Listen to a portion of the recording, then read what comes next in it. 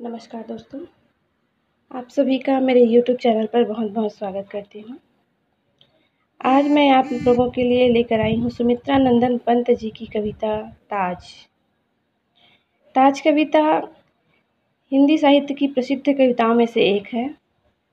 ये 1935 में लिखित मानी जाती है तथा सुमित्रा नंदन पंत जी के 1936 में प्रकाशित युगांत नामक काव्य संग्रह में संग्रहित है। ताज कविता में मुख्यतः मानवतावादी संदेश दिया गया है। ताज कविता व्यंग्यात्मक होने के साथ साथ मानवतावादी एवं प्रगतिशील विचार को व्यक्त करता है। ताजमहल के खूबसूरत इमारत और शिल्पकला का अद्भुत नमूना माना जाता है, लेकिन साहित्यकार उसे एक और दृष्टि से देखते हैं। ताजमहल को मृत्यु का प्रतीक एवं एक समाधि या कब्र के तौर पर भी देखते हैं। ताज निर्माण के कारणों को उचित न मानकर अपने विचार कवि इस प्रकार व्यक्त करते हैं। मृतक के लिए संगमरमर की इतनी भव्य और बहुमूल्य इमारत बनाई गई है, जबकि संसार भर में जिंदा लोगों के पास रहने के लिए घर नहीं है। जीवित लोग जो कुरूप और भद्दा है, बल्कि मृतकों को सजाया जा रहा है। कवि मुर्दा लोगों को मुर्दा लोगों के साथ ही रहने देना चाहते हैं और जीवित जन को ईश्वरीय चेतना के साथ आगे बढ़ना चाहिए, ऐसा संदेश देते हैं। कविता इस प्रकार है। हाय मृत्यु का ऐसा अमर अपार्थिव पूजन, जब विष्णु निर्जीव पड़ा हो जग का जीवन। संग सौध में हो श्रृंगार मरण का शोभन, नग्न छुतातुर वास विहीन रहे जीवन जन। मानव ऐसी भी विरक्ति क्या जीवन के प्रति, आत्मा का अपमान प्रेत और छाया से रति। इस कविता में कवि ताज को देखकर संसार में हो रहे शोषण से उसकी तुलना की है। ताज को युगीन शोषण का प्रतीक माना गया है। कवि काव्य की प्रथम पंक्ति में निःश्वास और दुख के साथ कहते हैं कि मृतक लोगों का ऐसा अमृतपूर्ण पूजन करते हैं जो इस संसार में है ही नहीं, बल्कि अलौकिक हो गया है। इसका पूजन करते मानव को देखकर कवि को प्रश्न होता है।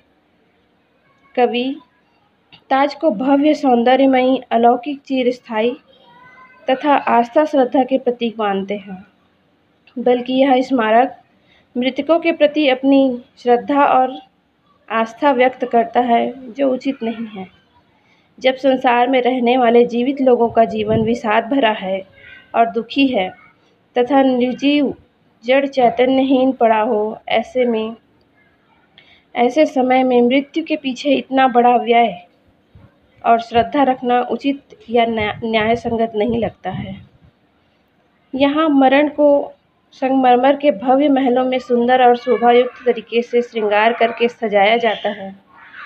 कवि संसार में रहने वाले जन को कहते हैं कि हे जन, अपने तन बदन को ढकने के लिए वस्त्र नहीं मिलते, खाने को भोजन नहीं मिलता, बेघर रहते हैं। अर्थात जीवित जन अपनी सामान्य आवश्यकता के तौर पर अन्न, वस्त्र और आवास विहीन रहते हैं। तब यह कितना उचित है? कवि यहाँ प्रश्न करते हैं कि मृतक को स्वीकार और जीवित जन को इनकार क्यों किया जाता है, जो अन्याय और अनुचित है। इन पंक्तियों में कवि मानव जाति को संबोधित करके कहते हैं कि जीवन के प्रति इतनी उदासीनता या वैराग्य क्यों रखते हो? जीवित लोगों का अपमान करते हो, आत्मा का अपमान क्यों करते हो? जो जिंदा है उनकी उपेक्षा करते हो। ये मानव ऐसा क्यों करते हैं? अगली पंक्तियां हैं। प्रेम अर्चना यही करे हम मरण को वरण, स्थापित कर कंकाल भरे जीवन का प्रांगण। सौ को दे हम रूप रंग आदर मानव का, मानव को हम कुत्सित चित्र बना दे शव का। गत युग के बहुधर्म रूढ़ी के ताज मनोहर, मानव के मोहांध हृदय में किए हुए घर। भूल गए हम जीवन का संदेश अनश्वर, मृतकों के हैं मृतक, जीवितों के हैं ईश्वर। ताज के प्रति अपनी विद्रोहात्मक प्रवृत्ति की अभिव्यक्ति करते हुए कवि प्रश्न करते हैं कि क्या प्रेम की पूजा इसी में है कि हम मृत्यु को सत्कार करें? अर्थात क्या मृतक व्यक्तियों के प्रति अपनी प्रेमाभिव्यक्ति प्रदर्शित करना ही उच्च प्रेम के लक्षण है? नहीं, यह समझना गलत है। क्या हम मृतकों को इकट्ठे करके जग का आंगन भरते रहें, अर्थात जो मृतक है उनकी पूजा करते रहें और जो जीवित हैं उन्हें मृत बनाते रहें? मृत शरीर को क्या मानवोचित आदर और रूप रंग देना उचित है? नहीं, कदापि नहीं। और उसके विपरीत हम मानव को हर प्रकार से दुखी रखकर उसके जीवन के साधन छीनकर घृणित मृतक ही बना देते हैं। अब कवि ताज को संबोधित करते हुए कहते हैं कि हे ताज, तुम मनोहर तो अवश्य हो, निहित है, और तुम उन्हीं को अच्छे लगते हो जिनके हृदय में मोह का अंधकार है।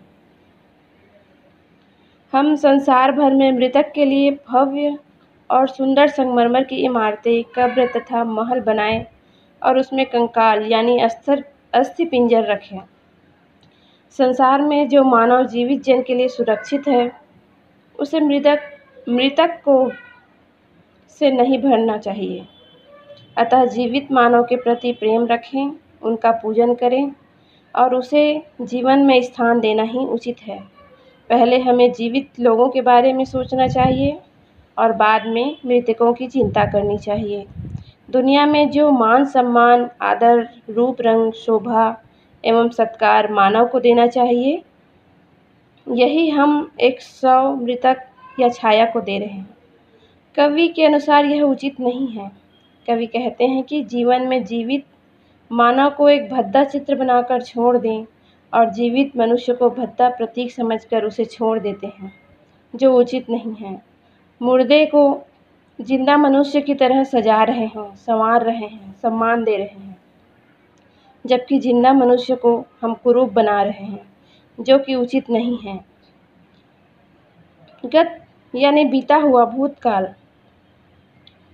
ताज बीते हुए उस यानी भूतकाल से ऐसे नियम या सिद्धांत का प्रतीक है जिसकी आज कोई उपयोगिता नहीं है।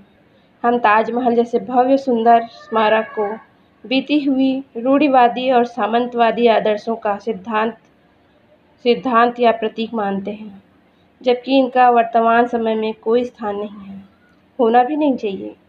अत्यधिक मोह या भ्रम, बहुत ज़्यादा लगाव के कारण, सत्य को न देख पाने का कारण कवि कहते हैं कि ताजमहल जैसे रूढ़िवादी स्मारक आज भी मानव जाति के दिलों में अपना स्थान बनाए हुए हैं, क्योंकि आदमी की दिल अज्ञान, भ्रम या बहुत ज़्यादा लगाव के कारण दिशाहीन हो गया है।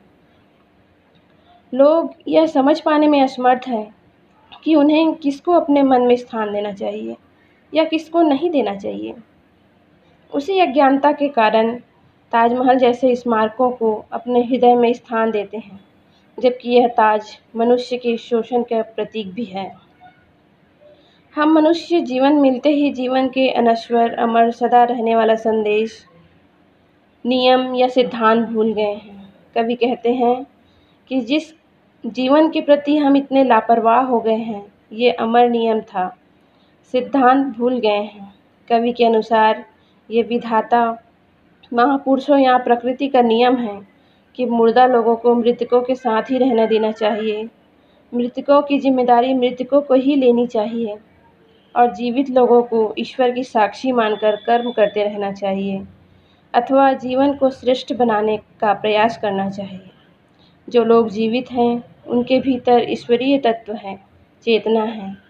इसी कारण उन्हें एक दूसरे का सम्मान करना चाहिए, ईश्वर से प्रेरणा पाकर आगे बढ़ते रहना चाहिए। उन्हें मृत लोगों के पीछे अपना समय और ऊर्जा नष्ट नहीं करनी चाहिए। जीवित लोगों के साथ ईश्वरीय करुणा होती है, मृत्यु को अनावश्यक महत्व नहीं देना चाहिए। इस प्रकार सुमित्रा नंदन पंत इस कविता में मानवतावादी दृष्टिकोण और संदेश देते हैं। हिंदी साहित्य में ताज बहुत महत्वपूर्ण स्थान रखता है। यह पंत जी की महत्वपूर्ण कविता है। ठीक है, धन्यवाद।